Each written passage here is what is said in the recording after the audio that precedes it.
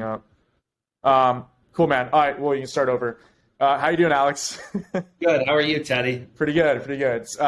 Where are you based right now, by the way?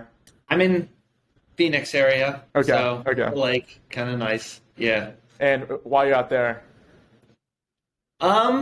Mainly regulated sports betting, but also it's just quiet. I'd always liked Arizona. I'd visited a lot, but I'd never lived here. Yeah. So thought it'd be a fun place to try out for a bit. Cool. Yeah, and you were considering New Jersey earlier, right? Yeah, I wanted to be somewhere with sports betting. So I'm from Virginia, obviously working in the sports betting industry. Yeah. Producing a lot of content in the sports betting industry. So I wanted to be in somewhere like New Jersey, Colorado, somewhere where I could do it. Obviously, New York just legalized, but that was that news, came on quick pretty recently. Yeah. No one expected it to be that quick. So, I'm in Arizona, which I'm pretty happy with. Yeah, that's cool. That's cool. I mean, good weather. Quiet. Awesome, man. Well, yeah, great having you on here. Obviously, you're a good friend, and it's been great to follow along what you and Ankit have been working on. Usually the way I start these out is just by having the guests just give kind of like an overview of who they are and like the journey of, how they got interested in entrepreneurship as well as like kind of leading to, what you're working on right now. Yeah, absolutely. So, I feel like I've always been entrepreneurial, very similar to, you, Ankit. I'd always thought I had good ideas and, I like working on cool, interesting things as opposed to like doing the same boring thing. Yeah. But I guess there were ideas I tried out, did for a bit, but there was nothing that maybe was enough maybe to put my whole life into. I had a good job. I always, had ideas, but they were kind of fleeting. Mm-hmm. So I think with OddsJam, it took me a while to figure out I actually wanted to be entrepreneurial. I was pretty happy in my job. I liked my job, but I felt like it was, kind of a once in a lifetime opportunity, at least for me, right? Sports betting only legalizes in the US once. And obviously there's going to be a lot of new companies, already are a lot of new companies in the industry. So I feel like it was time to kind of hop on board. But more importantly, I lived on the Pennsylvania-New Jersey border, and those were the first two states to legalize. So New York, it's 2021. They're just coming online, but New Jersey's had sports betting since 2018. Mm-hmm. So I feel like being in the first two states that legalized sports betting, kind of seeing how many of my friends, were betting, spending so much of their free time betting on sports, thinking about sports betting, how fun and how much it improved my life, right? Thinking about sports betting, doing sports betting, right? Just complete shift in my life. Yeah. And what a lot of people did in their free time or what made sporting events enjoyable, stuff like that. So kind of as sports betting continued to legalize and it looked like the path was just going to be state by state, started working on OddsJam and now we're here. Super cool. Yeah. And, we've always been entrepreneurial, but there's definitely no right answer of jumping in on ideas and all that. But, I think finding getting skills and then knowing when the opportunity is there and just going for it and seeing what happens. Super excited to see, how far you guys have come. And I guess for everyone, can you share a little bit more about what OddsJam is and, just a little bit more about your product? Sure. So I feel like when most people think about sports betting, you think about some 70-year-old guy in frickin' Vegas just sitting there who's oh, the Lakers are going to win. It's a very shady, murky industry. You think of casinos with cigar rooms, but online sports betting is much different. It's mobile. But what's also fascinating about, sports betting in general, what makes it so interesting is every sports book, they set their own odds, right? FanDuel, if I go to FanDuel and I want to bet on the Lakers, I may be betting $100 to win $150. If I place that same bet on DraftKings, one frickin' tab click away, I may be betting $100 to win $170. All these sports books set their odds independently, and the reason is, if they had the same odds, then they'd be the exact same products. Like these sports books want to be unique. FanDuel at the core is the exact same business as DraftKings. They're both commodity businesses. They accept wagers and pay you out if you win. But so long story short, what I wanted to do, I come from a background kind of, thinking about very closely about prices. Like I worked, as a quantitative trader on Wall Street, like everything is about the price you're getting, right? Is this stock a good buy? Is this whatever? It's like, well, you have to insert a price, right? It's not like this binary, like, whatever. Like everything relates to the price you're getting, and you can think about sports betting in a very data-driven way. So that's kind of what led to OddsJam, is a sports betting product that's focused in data and not like BS picks. Like, oh, the Lakers are for sure gonna win, right? OddsJam solely is data. Follow the markets, watch how these books have their odds, watch how the odds move. Kyrie Irving gets injured. How do the Nets odds move? And that's ultimately what OddsJam is. And, I would say 90% of people, probably don't care that much about the data, but they like just betting on sports. So we also do a lot of content creation and, have a decent, pretty big presence on some social media channels, definitely more than others, but just producing interesting content. Like I loved and wanted to see interesting sports betting content when I started betting, and there was none. It was all 50-year-old guys in Vegas, like smoking cigars. And I think there's a lot of new people kind of starting to bet on sports. With this insane legalization and the insane marketing budgets of, these operators like FanDuel and DraftKings. So we wanted to create something that was useful and helpful to all these people. Super cool, yeah. And it seems almost perfect that you like sports, you were doing sports betting before, right? And you were a quant, and you and Ankit came together to come up with this. I mean, can you detail more of that? I obviously remember talking to you about it, but what made you what was that evolution of I like sports betting to, okay, let's start OddsJam and just do it? Yeah, I would say I spent all my free time betting on sports. Long story short, and I got some of my friends into it, right? You remember me pitching you on sports betting. Oh, do this, do that. This is fun. This is sick. Mm-hmm. And doing the same thing with Ankit is he'd visit me in Philadelphia where I was working at the time, and it was oh, this is sick. And I spent all my time betting on sports, and I was making money betting on sports, and I followed a very data-driven approach to sports betting. And I think I realized I don't want to go into work, and I don't really want to have the only thing I do in my free time just be sitting in front of the computer hitting bets. Yeah. Especially because sports betting, the one myth about sports betting that I feel nobody understands, and this is kind of what drove the creation of OddsJam, is a lot of people are oh, if you make money sports betting, why would you make a product public, right? Mm-hmm. And the reason is these bookmakers, they can cut you off, right?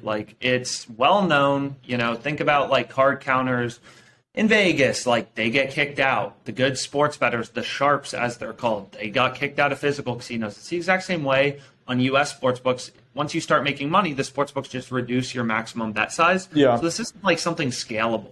You don't hear about people getting rich sports betting. It's not a thing, really, right? You hear about people making some money sports betting, which is definitely possible. It's a fun side hustle. Yeah. Is it something sustainable, fun to do full time for most people? It's absolutely not, especially because if you're actually winning a lot, BetMGM may just say, okay, we're allowing you to bet a max of $50. So you can recreationally bet, but you can't bet, Yeah, but doesn't that go against your business model? Isn't that a bad thing if your customers can't? Yeah, maybe. I would say, the job of OddsJam is to help people become better sports bettors. Our job isn't to help people make $1 million sports betting, because I don't. Yeah. That's very hard, right? And I think there's a lot of sports books in the U.S. So the good thing is once I've been cut off by a lot, but there's so many in the U.S. right? There's Caesars, DraftKings, BetMGM, frickin' millions it seems like, but actually there's over 50 Fox Bet, right? Yeah. There's a lot of bookmakers, So like you have outs. It's called outs as a sports bettor. But long story short, that kind of drove OddsJam. Is I was like, I don't really want to be that guy just like betting on sports. I mean, sure, I can make money with the product, I think, for a long time, but there's probably more opportunity and like a more exciting future in like helping other people bet on sports in a more data-driven way. And you guys got in early. I remember, and actually, like I'd love to hear your take on this. Why is it that sports betting, or like I guess the history of it, when did betting go online? I remember there was a big lawsuit. There's a big fight between the giants of Vegas and online betting, and then sports betting is kind of is a subset of bet. Like, what's the history of that? Yeah, so essentially, tons of countries, Europe, Australia, have had mobile sports betting forever. Yeah, it penetrates.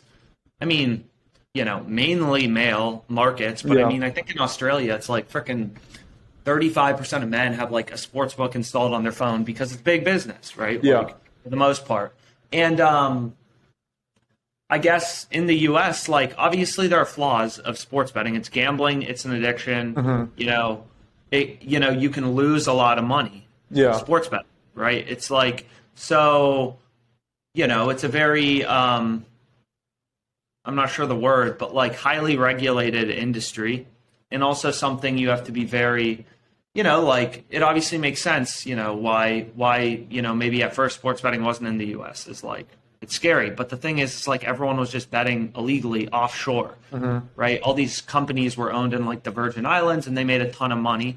So I guess at some point, like, whatever, like the Supreme Court made it the state's decisions to determine, if sports betting wanted to go live. And everyone thought like these big Vegas, resorts would be like the top sports books in the US, but that's not what you saw. What you saw is the ones with a massive fantasy base, mainly FanDuel and DraftKings, and the best technology, tech companies, not frickin' casinos, ended up like eating up, at least initially, a lot of the market share, right? That interesting. Because so they had the customer base and they were tech first, I mean, I feel like the tech in Vegas, they're really good at security cameras, from what I've heard. But like DraftKings' email list from fantasy players who are already gambling on sports in a different way, like launching a sports book the first day they launched in New Jersey, just like blast the, then like when you have, spending millions and millions of dollars a month across every frickin' social media channel, right? Like they acquired customers pretty quick in New Jersey, and kind of like Pennsylvania was the same thing. I mean, you saw DraftKings billboards everywhere, all over TV, right? Yeah. And DraftKings and, I mean, so how new is this industry? Like when did DraftKings and all these companies, when did that Supreme Court case go into effect? 2018. DraftKings launched in New Jersey, mid 2018. That's great. That's so recent. Yeah, New Jersey was, and then I think Pennsylvania was like late 2018, and then there was like a lag. And I don't think at least any new states came on until 2019. But then, like, especially in 2020, some started picking up. And then in 2021, it was like Virginia launched it. And then new ones just kind of Tennessee, I think. So I think I've told OnKid, or maybe you too, about this, but I have a theory that it's like interesting to me, that I feel like the vices, alcohol, drugs, I guess like prostitution, sports betting, gambling, marijuana, all that. I feel like that is low-hanging fruit industries for like people are going to buy those things, right? If anything, like they're vices for a reason, people get addicted to them. It can be a slippery slope, and that's why it's kind of the job of the government to regulate them. Now, I was curious, like, why is the United States all of a sudden starting to deregulate a lot of these vice industries? And I looked at Europe, and I know like you guys obviously like looked at products in Europe, and the sports betting industry there is pretty mature, and like in Europe, maybe it might be like controversial to say, but they're not as inventive and creating as much like new industries like the United States is. So my theory was that in Europe, and they have less productive people, I guess, or less creative, creating new industries like we have in Silicon Valley, United States. And so they also have socialist, and very large governments that have a lot of services they provide. So I was thinking like, okay, maybe like in Europe, they allowed these vice industries to grow because they weren't really inventing new value add, jobs or industries. So they were relying kind of on like the low hanging fruit, and the government needed to like regulated those things because they wanted to tax it in order to afford and to stimulate the economy and have it grow because they weren't being as inventive. So theory goes that if that is true, because the decision to deregulate one of these vice industries seems very arbitrary. You can say it's moral or religious, but like I think at this point it's very arbitrary. So maybe the United States, given that analogy, we're starting to look at the trend, starting to deregulate marijuana, psychedelics, sports betting. I mean, the list goes on. And so the theory is that like our country, we're still inventive and producing a lot, but maybe we're not producing as much as we should be. And the government is printing a ton of money, and they need to find new areas to tax people and to make more money and so forth. And so maybe that's the reason why all these vice industries are now being allowed. So I don't know. It's just a theory I had because it sounds like it makes kind of sense. Because once again, the decision to allow these vice industries that are low hanging fruit jobs that everyone's gonna and products people are gonna buy, is very arbitrary. So I don't know what you think about that. Yeah, I mean, I just I can't, like, California's probably gonna legalize sports betting this year, and it's really hard for a broke state to look at how much money Colorado's making and and everyone is doing it anyways. Like, I can literally, like, when I was in California, I just bet illegally if I wanted to. Like, takes 2 seconds. Like, doesn't matter. Like, there's a million websites that are very well known, very popular. Bovada, right? Like, it's like, I don't know. I feel like it's just easy money. Yeah, that's my assumption. Yeah, interesting. Like, people are doing it anyways. People are smoking weed. Anyways, like, you might as well regulate it and get some, right. or I guess, when I say deregulate, I mean allow it and then just tax it. Exactly. And do you think, like, it's kind of interesting, we're kind of this new mobile or like internet era, like your tech era, I guess. It's like this is now the evolution of normal gambling in person. Do you think Vegas and Macau and all like the gambling, centers are gonna like die? Because I mean, I have heard that isn't Macau like. Also, it's a separate story. China's not allowing gambling. I think they're cracking down on Macau. But yeah, what do you think about? I could be wrong there, but what do you think about like the physical or like the old kind of establishment in terms of like gambling? So, yeah, I mean, like New Jersey gets more wagers in a day than Vegas at this point by a ton, right? Mm-hmm. Like, because it's mobile.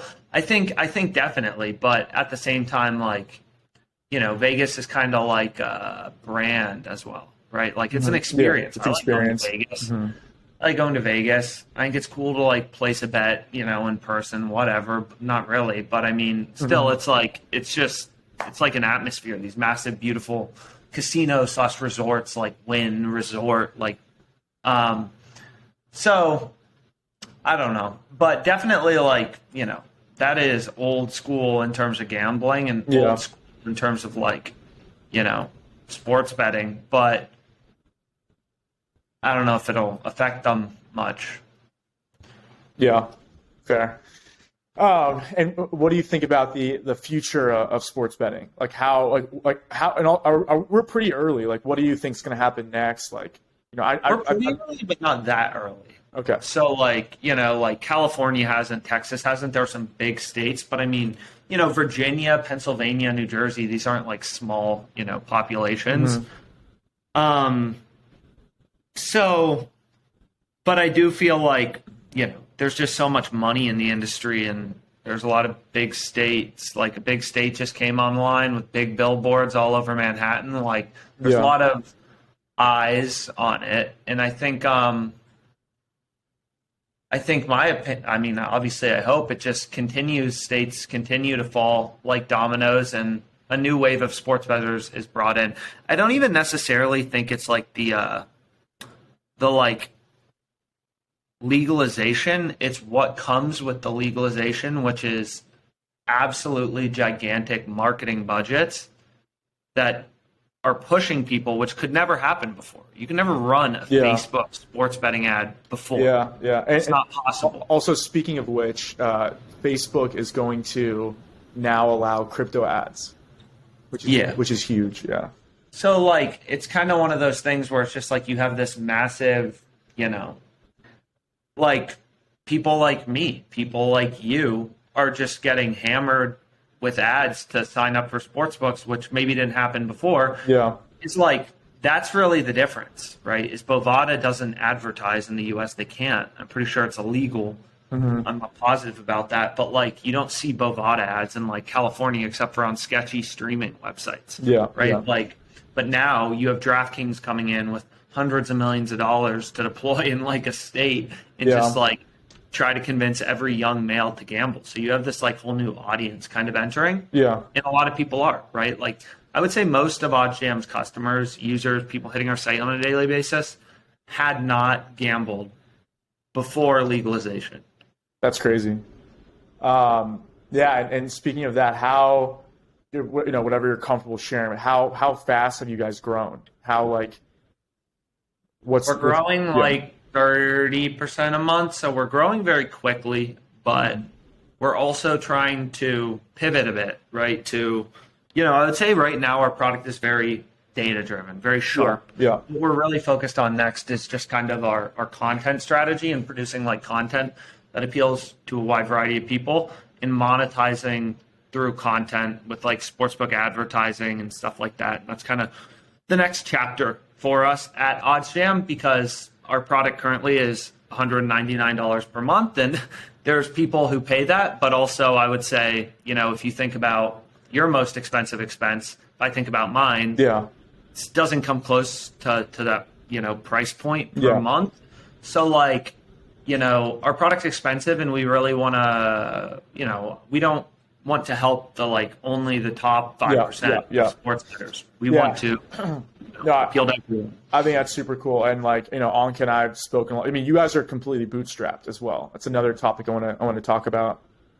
Yeah, that's more for Ankit, but I mean, obviously, I don't have experience working in a business where venture capitalists own the majority of the business, but at OddsJam we wanted to do it in a different way. Yeah. No, I mean, it's the way to go. I mean, the fact that you guys did that, I think there's this new trend of bootstrapping that people are doing, and especially younger people, and it works. You can make money online, build the right product.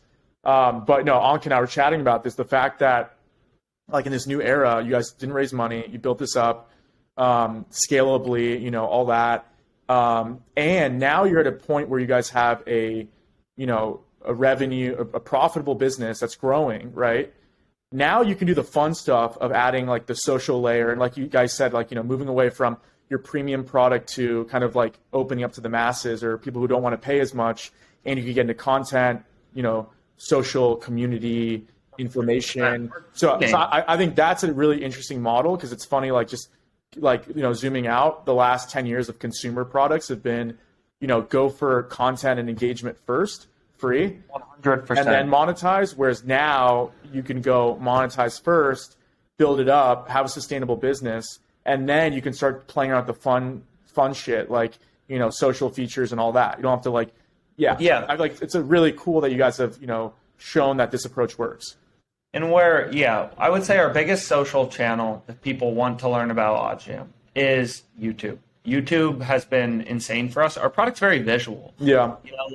It's sports, right? Sports is visual for the most part. I want to watch sports. I don't want to read about sports. I want to see the odds for sports betting and what the entire market looks like. I don't want to it's much harder to say over text. So our YouTube has really been, a big growth factor for us, and also help, we're picking up 150 subscribers per day. It's insane. That's insane. So we kind of have put our eggs in that basket. Twitter has been it's been good to us, but also it's much different, right? Mm-hmm. It's very hard, and there's also a lot more, I would say, audiences have different, or all these social channels have different like levels maybe of like sophistication and what people want to see. So I started TikTok recently, but like, the sports betting content on TikTok is obviously like a little more like, more like clickbait, like not as sophisticated as Did you ever think that you're the face of OddsJam. You're OddsJam Alex, right? Yeah. Did you ever, definitely the face of OddsJam. Did you ever think that you would be, and I want you to talk more about this because it's actually really important for people to learn, and then also other entrepreneurs who are building products out, building community and content. Like, what was that experience like about creating content and building this community? You curse on this? What? Yeah. Can I curse? Yeah. No, you can't. I think at first I was super nervous, and I should have done it literally 4 fucking months before, because I think we have a very good product. We have a very genuine mission of just like, we have a lot of free features on OddsJam. So we have the majority of our traffic doesn't pay for our product, and they still get value out of our product. Yeah. And like, I think also just like the content to software relationship for us is like great. Like, we produce fun, interesting content that shows people how to use our product. Yeah.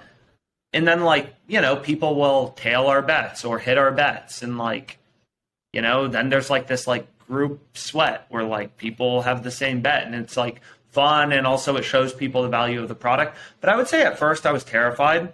I'd never, I'm not not a social media guy. Didn't,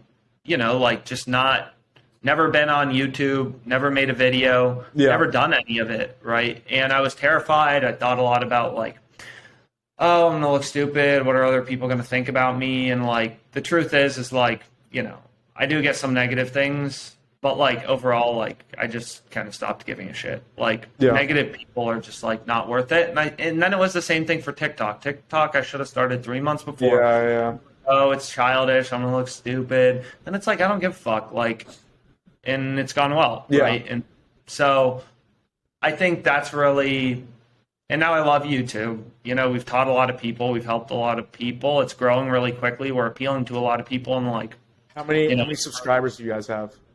I think 18K about. Wow, that's really months. Good. 4 months for a business account too. It's not like you guys are, but you're becoming more of a media company, which is cool. Yeah. So it's an insane amount of subscribers in 4 months, and we just kind of want to keep our pressure on the gas. Like, I don't even think there really are sports betting channels. There's one with like 90, but then aside from that, it's like dry. It's very open. Yeah, and I feel like talking to like an entertainment friend of mine who like is in the comedy world around like media and entertainment and the business of that, and I feel like if you want to complete business in the consumer, you have to have these different units that kind of work together. So like you have your publication, you have your product, you have your community, and then you have your media, your content. And like those, like for instance with Barstool, they started out with like newspaper or whatever, or like a blog or whatever they were. Then they had video, then they had the podcast for content, then they have a partnership with sports betting. I believe they've own sports betting. They got like an investment from the Churning Group, and now they're a sports book. Sports book. Yeah, and then they have like personalities and all that. They're a media company, right? So I feel like in order to build a really good consumer company, you have to build a community and like content around it. And it's like really interesting to think through that. But yeah, it's super cool. The fact that you guys got into this niche as well, like vertical social network or whatever you want to call it, sports betting, like no one really has, like you said, really, leaned into that. Maybe like Barstool, but not really. But I feel like you guys definitely have like a sick opportunity to like lean into that. Yeah, no one has. Yeah, everyone's kind of followed the same path in sports betting in the industry, and I would say like Barstool obviously followed a very different path. But for the most part, like sports betting companies are very straightforward. It's like, how they work. Mm-hmm. Right? They write articles that rank in Google, and they direct traffic to DraftKings. Yeah. And like that's the only way they monetize really is CPA, advertising revenue. And like OddsJam is kind of came at it from a different approach, which is we want subscription revenue. Yeah. Then we can think about layering in the second piece, which is probably what can hopefully take us to what we believe is the next level of the business. Which would be what, like advertisements and affiliates and all that? Yeah, producing content that I don't believe is out there, which is informed sports betting content. I'm not saying we want to produce content that's, hey, I just picked off this sports book type of thing, but just content that's like, hey, like I'm betting this because it's plus 120 here, and I think that's a good price because every other book is giving you plus 105, and everyone bet this, and then we'll have a fun sweat, and I like this bet, and some projections and analysis, and like whatever. That's cool. Like kind of like Mad Money, but like with sports betting. Yeah, exactly. No one does it, and like I always wanted that content, but it wasn't there. Like you think about sports betting, it's just like some like Dave Portnoy type of guy who has no idea what he's talking about, right? Like doesn't bet on sports, doesn't know what he's talking about, and just like it's like that's not what I wanted to see, and it's not what my friends wanted to see. Yeah, I get why people want to see it, but like I don't know. That's cool. Yeah, and it's crazy. Like the content stuff's so true. People are even for me. I'm still kind of getting through it, but like people are afraid to put themselves out there, and it's like why? Like there's always going to be trolls, and like who gives a shit, right? It's like you're going to build. Really? For a review, and I guess some super negative ones. Wait, can you share the biggest troll you've had and any troll stories? Well, yeah, for sure. Sports betting is very competitive. Yeah. That's the thing you have to remember. It's unlike anything else I've ever seen. Yeah. Because people feel like other people's knowledge affects them because they're less likely to get down good bets. Like if there's a great bet on DraftKings and a great promo they're running that's really profitable, and 20,000 people are betting it, like that line is going to move or they're going to take the promo down, right? So people are very threatened. And also sports bettors are in general like very greedy, money driven, right? Like it's sports betting, like come on. No, I've had some super negative ones. Like what? I've had we get some about just like, because like in my first video, I'm like trying to explain why I'm credible, and then I kind of like stuck with it. It's like, hey, I'm Alex. I went to Stanford. This is what I studied. And then I started getting the like, nobody gives a shit. Like you went to Stanford, like fucking idiot. And it's just like, okay, like I think I'll delete this comment. But and I still get a bit of that on YouTube. But like I don't even think a lot of these people realize their comments are like held for review and not showing up. Oh really? Yeah. Yeah. But it's funny. But overall, like people are very positive. I would say like, everyone wants to make money sports betting. Everyone wants to become a bit more informed sports betting. And like, I was very blessed to like work at a trading firm that literally has a sports betting fucking arm in Europe and be able to see like kind of like what these books are about, what's real, what's fake, like how to do it. And like, I'm kind of past the point where I care about my sports betting earnings, and I more just, care obviously about OddsJam and like helping other people become smarter. That's cool. Good question there. Like, you think there'll be, or are there already large sports betting like firms? Like you said that your quant firm you worked at had a European sports betting arm. Will there be something like that? Well, it's very exchange driven. See, here's the thing. There's a difference between betting on an exchange and not betting on exchange. So like on an exchange, it's like the stock market. You're betting against other people. Yeah. So sometimes you will see on the betting exchanges for a soccer match, you could bet like $1 million frickin' dollars on Liverpool to win, right? DraftKings, FanDuel, FanDuel's not going to even take a bet over 10 grand, right? Like, why not? Because it's just, they're not that liquid. FanDuel has, FanDuel probably has 50, 100,000 odds on their site at any given time, trying to appeal to the masses. Player props, how many points is LeBron James going to have? How many rebounds? Mainline markets, soccer, how many corners are going to be in a game? You can bet on anything. They're not taking a bet on, total corners in some weird, soccer match for 10 grand. Yeah. They're probably not even taking a grand, right? Like, it's too small and weird of a market where their job is just kind of like to put their finger to the sky and be like, I hope these odds are somewhat right. Yeah. And then like as money comes in, they move their odds around and they make the spread. Right. So It's just not liquid enough. Whereas on these betting exchanges, it's just like mainline markets for the most part, like soccer winners. Yeah, right? yeah. Game, or is it going to be a tie? But so long story short, I mean, probably there will be some like hedge funds if there's an exchange in the U.S. that like takes off, but that hasn't happened, and that's kind of like there are in Europe, right? There are exchanges. Yeah, I mean, once again, I feel like you just look at where an industry is mature, and if you assume that everything that happened in that mature industry will cross over into the young one. I mean, is there? I don't know that much about sports betting. Is there an exchange in the United States or no?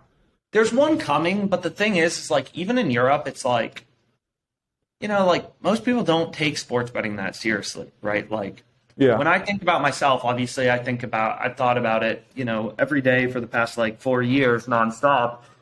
And like, that's very different than the average person, right? The average person, like, they just want to go to DraftKings and bet $25 damn because they read some article. And like these betting exchanges are a little complicated. You're trading against someone else, the liquidity, like it's for more advanced people, for sure. But eventually there'll be enough of these advanced people, these sharks, who will want to do this, right?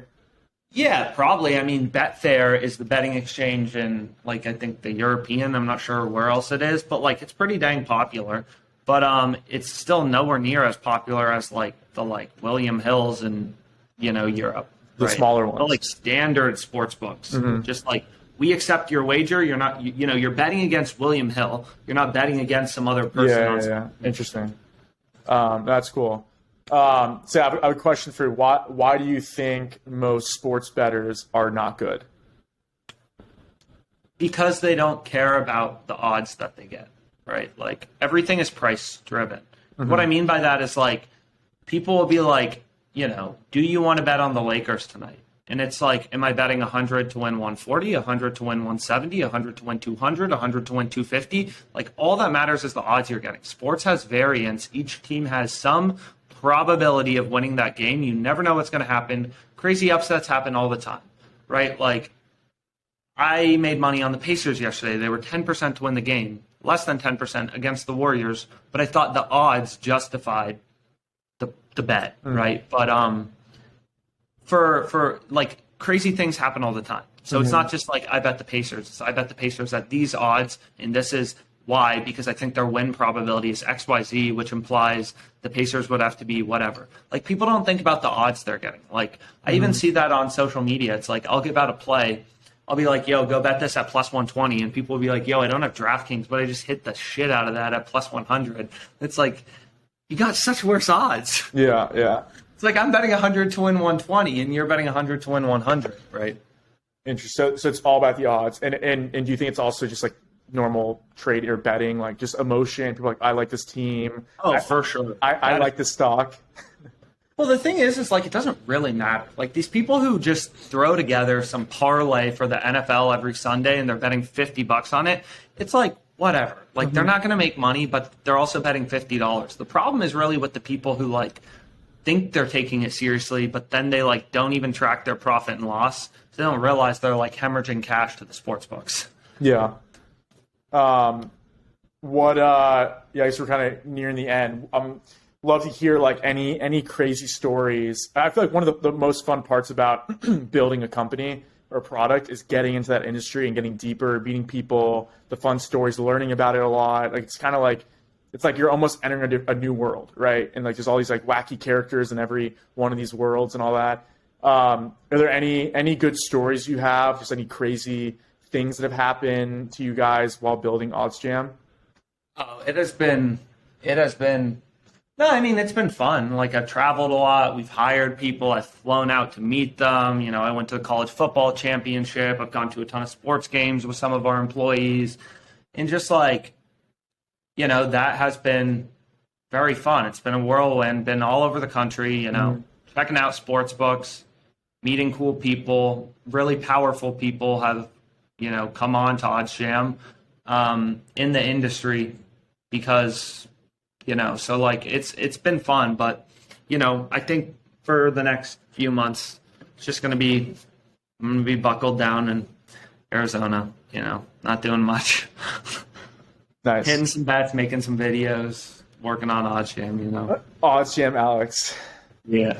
Awesome. Well, thanks for being on this, Alex. You know, good to catch up and, you know, share your story. Because I would definitely want to highlight to everyone, like, you can start a business that you in an industry you love. You don't, you know, you can raise money if you want to, but you don't have to. And, you know, also creating content is tough, but like, I think it's important for any, especially consumer product, to create content, build a community around it. Is there any other last like parting piece of advice you want to share with the audience? No? I don't think I gave advice that much, but I think this is what has worked for us. And I mean, I just like betting on sports. So now it's just, instead of just sports betting alone in my room, sports bet alone in my room, make a video about it, and then other people bet it. Nice. And then they pay for OddsJam. Yeah. It's like, yeah. So you got to do what you love, and you're making money while doing it. Yeah. Well, awesome, man. Well, yeah, great having you on here. I'm gonna click stop.